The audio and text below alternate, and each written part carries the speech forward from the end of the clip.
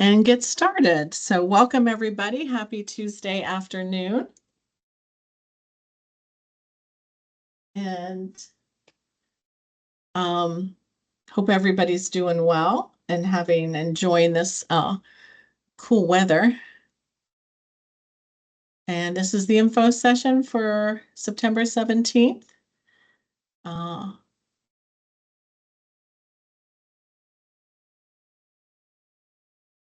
And our agenda today, of course, we have our SC team's announcements, Skippy, Ask, Basque, and then we've got some regional trainings, updates from Ed Plan, and then Peter's going to talk about the clarification memo on ABA therapy that went out on the 10th.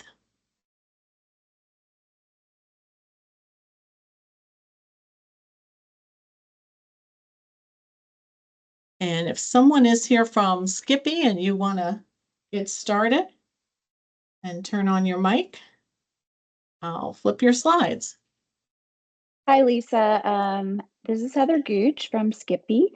A good portion of our team is at the DEC conference talking about the work that we've been doing in South Carolina. So I'm the one left behind, but I'm excited to be here and just wanted to remind folks not to forget to register for the Early Childhood Inclusion Conference that is to be held October 17th in Columbia at R2I2. We have some really exciting content for you guys. And we have been, if you've been following us on social media, you've been seeing sort of snippets from the panelists that we're going to have for the closing. Carol's going to call you back after she finishes Carline to talk about the two boys, which hold on. She does. I think she wants to do Zayden, but I mean, I don't. So could someone mute their mic?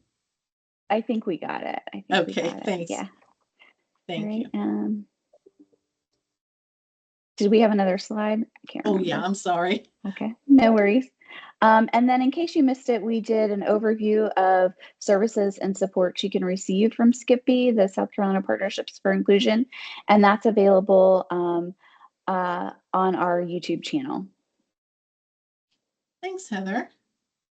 And up next, Ask. I'm not sure who's here to talk for Ask.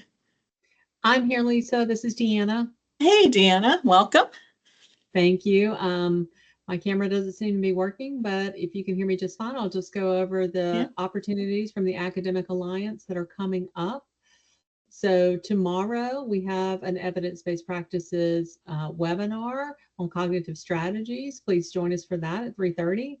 On Thursday, September 19th, we have a community of practice for practitioners serving students with extensive support needs. That'll be led by myself and Dr. Katie Wolf from the University of South Carolina. If you had an opportunity to attend our summer university session, we're going to expand some of that work. If you didn't, please come and join us or encourage teachers to join us for the discussion. And then next week, we are starting a community of practice for database problem solving. So all the registration links are in this PowerPoint link. So once you get it, please sign up and reach out to us if you have any questions. Thanks. Thanks, Deanna. And up next, we have any Basque announcements. And I'm not sure who's here from Basque, but if you want to unmute and give us an update.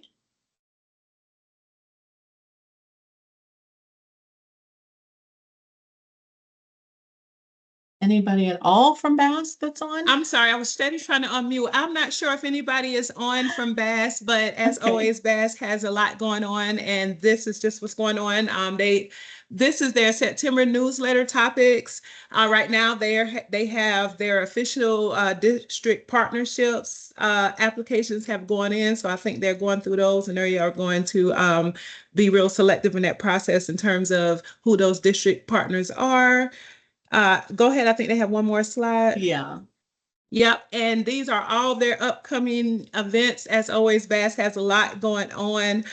Today, I think that's actually why they're not here. They have that Bass Institute. Today is day one of the training that's going on up in Greenville. And that goes on all week up until the 18th, the 23rd to the 18th. You can see that they have the trust-based relationship intervention, virtual caregiver training going on.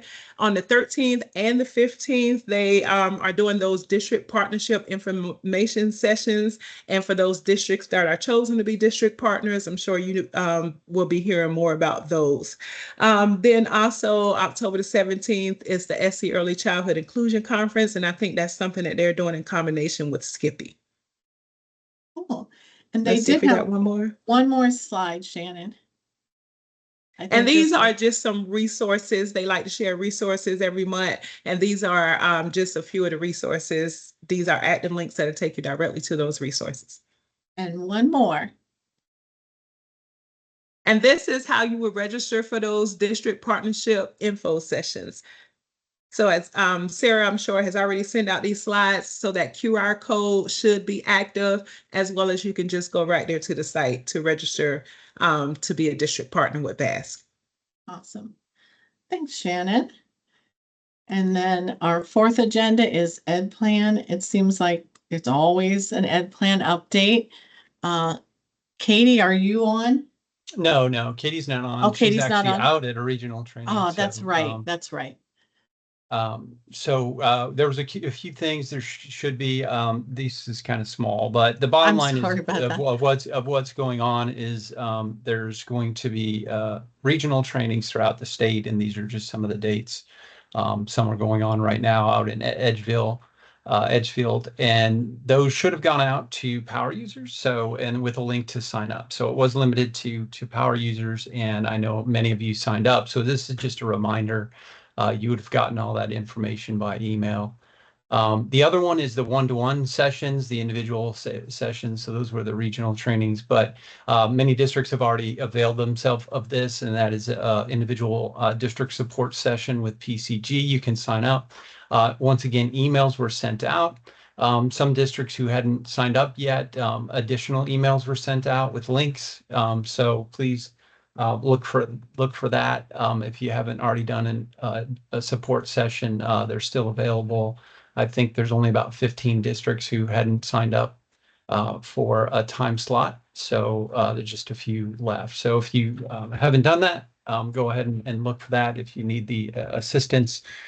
So all of these were additional supports. This is in addition to the power user office hours that we had out. So we're just trying to ramp up support, as we know you guys are trying to implement Ed Plan and just work through issues. And we found that, kind of addressing people, district by district helps a lot, because some of the issues that you guys have are unique, and it allows for questions on that individual level or unique level. So anyway, those are the updates with respect to Ed Plan. Awesome.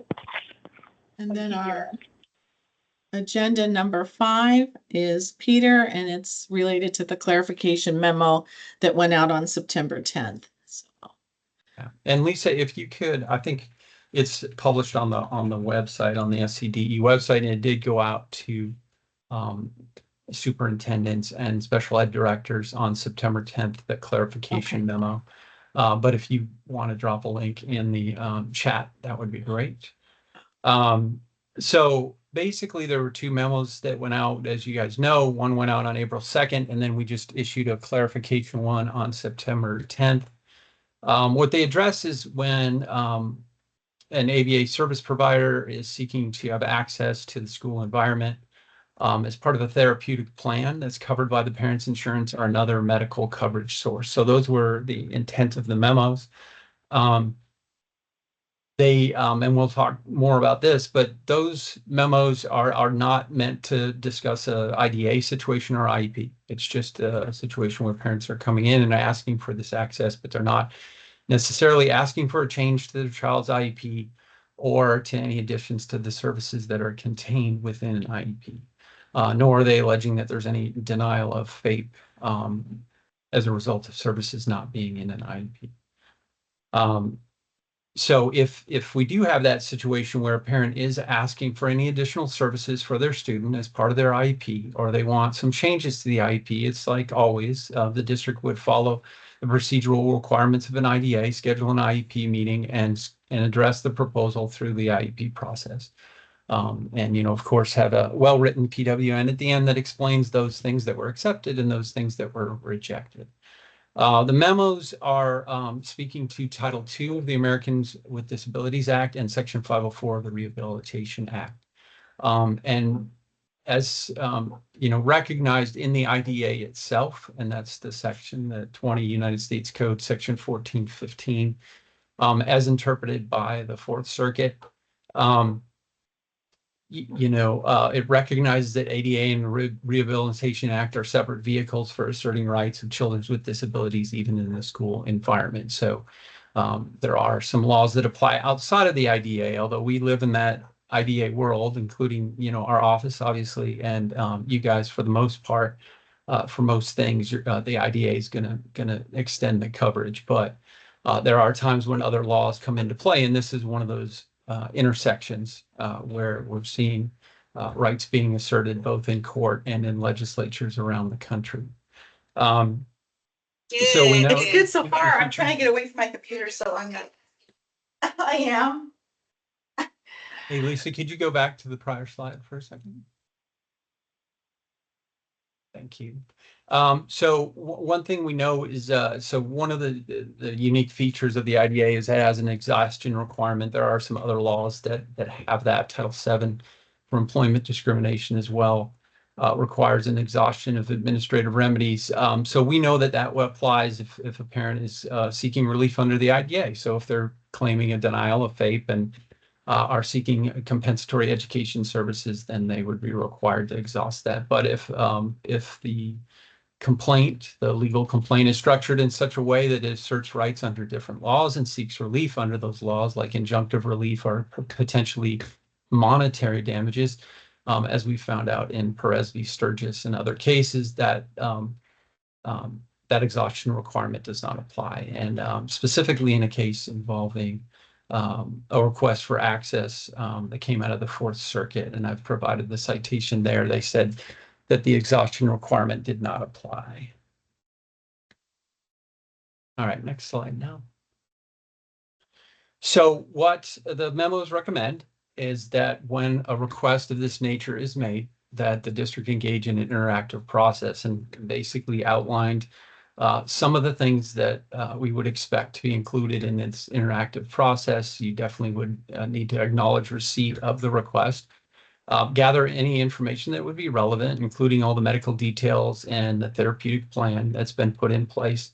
You may have to meet with the parents and the therapist to fully understand the nature of the request and the associated medical needs of the student, and why they're seeking this access. And whether it makes sense in light of the therapeutic plan and in light of the student's needs.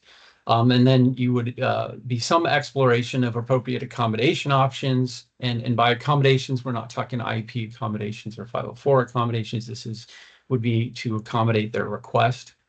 And that would be, options that would balance the student's needs with those of other students in school operations. So is there something available or options available to take a look at? And so that's kind of what would, at the foundational level, would be included in an interactive process. And you may, depending on the circumstances, have to do more than that.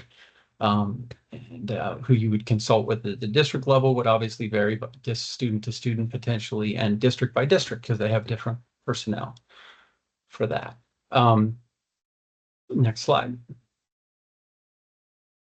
And then if the district decides, working with the therapist and the parents, that they're going to provide some access to the school setting, the district can put in place reasonable policies and procedures for that, including completion of a criminal background check, proof of liability insurance, reasonable expectations like you would have for any visitor or vendor who's on campus, the confirmation of the funding source for the services, and then authorization from the parent to provide it in the school environment. Also, the legislation in other states speak to the fact that, the provider, would have to abide by and adhere to the IEP our 504 plan if the student has one. So you would, there would be that expectation as well, that this wouldn't interfere with any other services that are going on during the school day. And that would be part of the basically guidelines that would apply for that vendor to come on campus. All right, next one. So there's a few statutes, and like I said, this is a complicated matter and has been developing over time, and we've seen some of it play out in the courts, some of it play out in other states. Here's a few laws that I found helpful in other states, just to see what they've done. So we don't have that in South Carolina. It's definitely there seems to be a decent amount of advocacy around this, and I certainly think it could be something that's brought to the legislature in the future. But we're recommending kind of this course of working through the interactive process and on a case-by-case basis in order to kind of resolve it ourselves and resolve it in our schools, and not necessarily have it played out in courts or in the legislature. But obviously that's a route it could go as well. So that's the overview of it. We hope that the clarification provided some additional information. Once again, the memos are directed to a process, not necessarily an outcome. It's just they're recommending this case-by-case interactive process, and it should be documented well by the school district as it goes through. And that's the process that we have set out in these memos.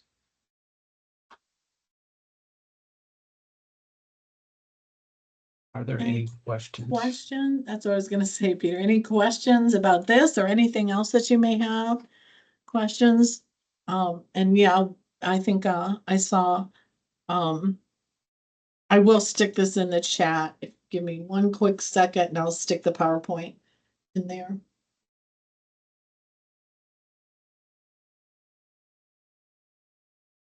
And Peter, there was a question about, well, I wish it wasn't rare. We have over a dozen private RBTs in our schools and are running into issues between IDA and HR. And, sometimes we think, hopefully this is something, that's at a heightened place because of the memos, because it's been brought to everyone's attention. Maybe, that will settle down eventually. Your thoughts, Peter? Yeah, Lisa, there also was a request to put the PowerPoint in the chat. Yeah, I'm working on We'll that. also put it in the folder, the shared Yeah. folder, as well. As far as the frequency, I mean, we don't have data on how frequent it's happening, so there's no way to tell that exactly. I mean, we don't have a mechanism to know when these types of requests were made. I mean, we'd have to gather that from districts. So you guys might be able to share that information with us. We'd be interested in knowing, but we don't have a way to track it. It's not in Rich, it's not in EdPlan. So as far as when these types of requests were made, they're also, like I said, not being made under the IDEA. So they wouldn't be captured necessarily in the child's IEP.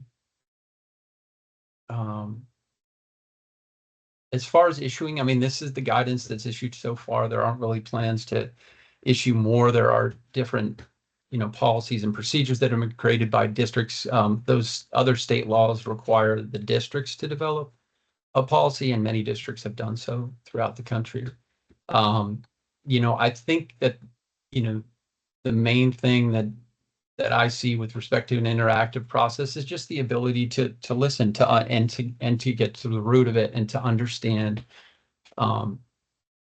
what the nature of the request is, and the perspectives. And I like I said, I've represented families and I've represented districts, so I kind of see both sides to the issue as far as what the concerns are and why people are seeking what they're seeking. And so that it's that ability to dialogue, and obviously some providers are much better at the dialogue than others, and being willing to share the information, being willing to talk about possibilities and options. So I see there's 10 requests in Charleston. So yeah, that's a fairly big district. So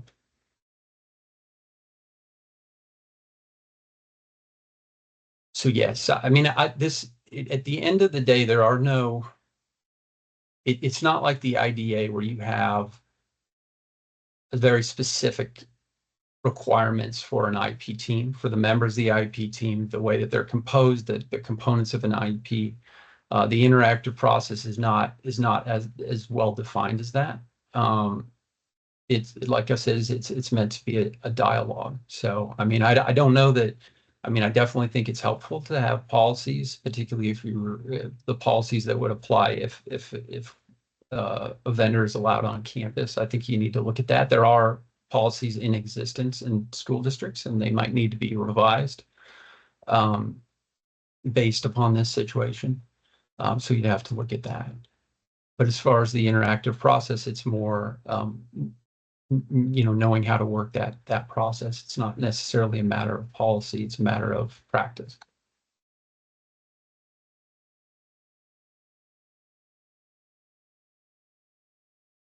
Okay, I think Wendy says she was asking about the number of districts who use private RBTs, and does that mean, Wendy, you wanted to know how many hire them at district expense?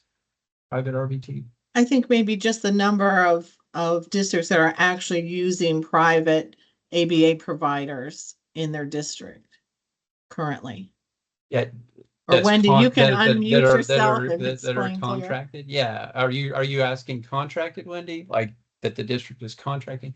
At the 'Cause when I parent see expense. used, it's different than granting access. To me, using a private therapist would be it would be on a district contract. Yeah, what I meant, and this is Wendy, what I meant is how many, like if we have a student that would need ABA services, of course, this would be through an IEP, we would provide that. But I was wondering how many schools are actually having, through this process now, private providers come in to provide those services that aren't paid for through the public school, but are paid for through the parent.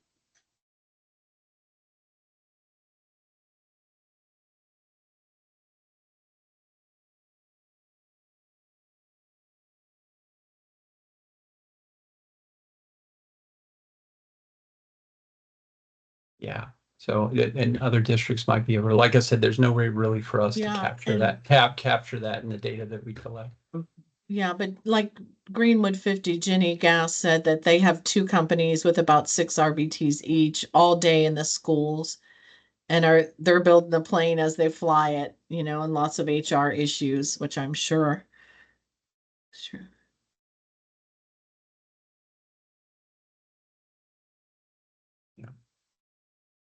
Yeah. Richland too has at least 3 with 2 pending the HR process. It is a fine line. I mean, obviously, this issue started a number of years ago. I mean, you can see from the stat sheets that some of them are, one of them's 22. And the Fourth Circuit case was a 23 case. So it's been brewing for a couple of years, this issue. But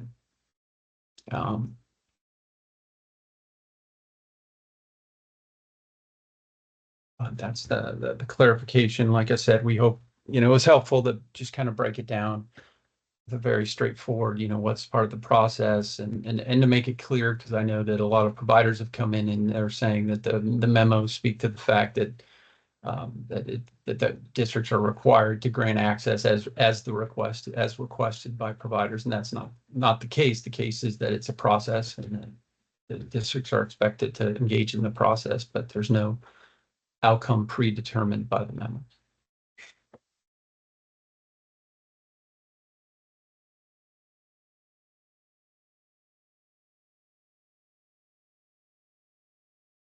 And on the ed plan, we've heard that the one-to-one sessions with PCG have been helpful. I know for some districts they found it very helpful.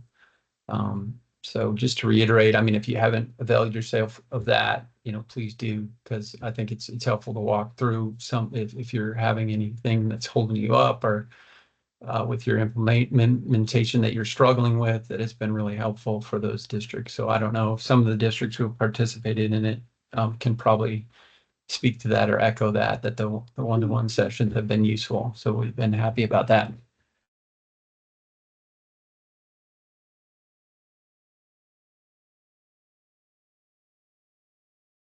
We don't know yet on the regional trainings. Like I said, today and tomorrow are the first ones. So we're hoping those all also prove to be really helpful for districts, being able to kind of do a hands-on training again rather than just the virtual.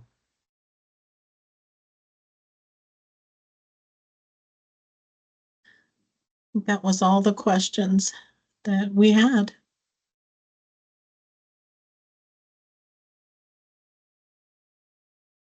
Child count, yes. child We count. we always have to We do both child saw count. that at the same time. So yeah, Joan, definitely we have to do it.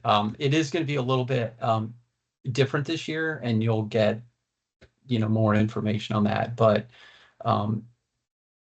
it's you will be able to see it on your district level. And then it's just being aggregated in a little bit different way. So all of the data, there's certain fields, I should say, go from EdPlan now and go to the district data warehouse and then to the state data warehouse. And so the reports will be run out of the district data warehouse, the cumulative reports for the state. And so we didn't have that two-way line of information before, as you guys know. So the reports were built in Enrich, and then you had to press the button, and then you did your verification, and then you pressed it again and sent it up to the state to Enrich Central, is what they called it. So that's not really the way it works anymore. Those fields that you have in EdPlan are feeding regularly into the state data warehouse. And so we'll be running the report from there, but there will be a way for you guys to check your own child count data in the system to make sure that what's going up to the state level is accurate. But we'll get you more information on that. Still working out the kinks. Fran, you have not missed it yet. For new directors, we're a little bit with all the things that were going on. We got a little bit of a late start. So there will be information coming out soon about new directors, Leadership Academy, and the dates for that, including the first session.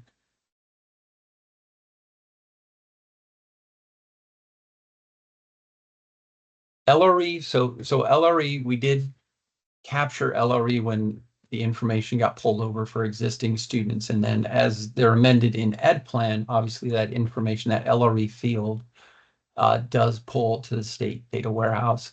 So we'll have that. So with other districts, we're going to have to work with them individually for those districts who are using another system.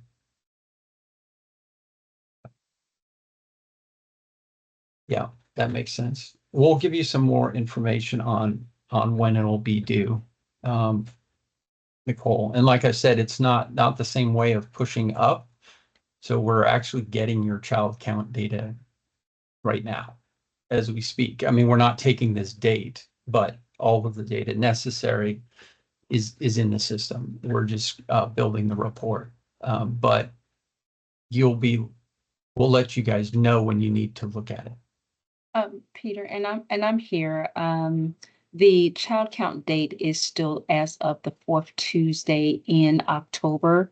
And so that date is still key for us. We'll just allow additional time for the districts to check their data to make sure that it is actually correct before we finalize anything for the report. Right. And that's just the snapshot. That's not when it's due to be submitted. Yeah.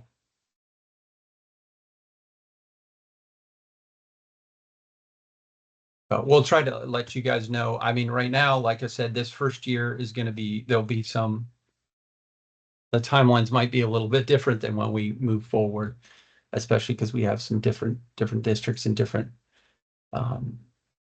states as far as their implementation and stuff. So we know this is going to be a more difficult year. We're hoping after this year, obviously it starts going and we have it that everybody's on the same system, same plan. So we'll see how it goes. But this year we know, and the OSEP, who we turn the child count data into, is aware that we changed systems and other states have done so. And so, they're not giving us any extensions now. We're hoping everything, is fine and we get it on time, but, everybody's aware that it's a transition year. And so we're going to be working through it. And we'll let you know as soon as we can what we need and when we need it. But it is going to be different, like I said, because it's not going to be a push. It's just going to be a check, and then it automatically pushes to it.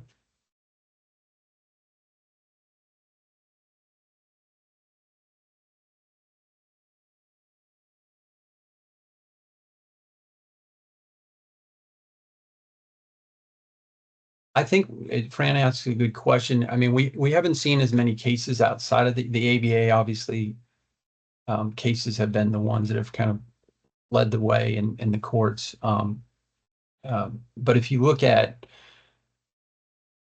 or I think it was one of the Louisiana behavior law isn't specific to ABA.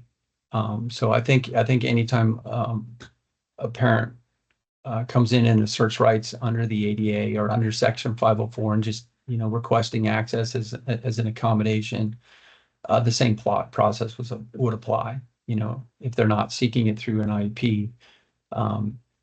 But the question would be, whether that's necessary for that therapeutic plan, whether that's necessary for the medical necessity that's been identified. So you'd have, to me, that would be with other types of services, it would be more difficult, I guess, to understand why that access is necessary. I mean, with behavior therapy in particular, the ability to go across settings is pretty fundamental to the therapy. So there's some basis there for saying that, given that the child spends so much time there, but for a service that, it's just convenient, that wouldn't necessarily be a medical reason for having access to the school if it's just for convenience rather than for actual therapeutic reasons.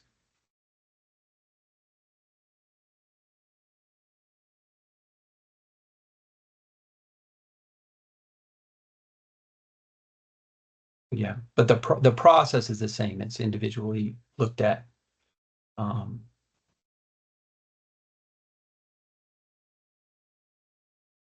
In the chat, the Richland Shoes had some ones, but I mean, I think in some of those, when you delve down into it, it would be hard to understand why that's medically necessary. That it be done in that context or during that time.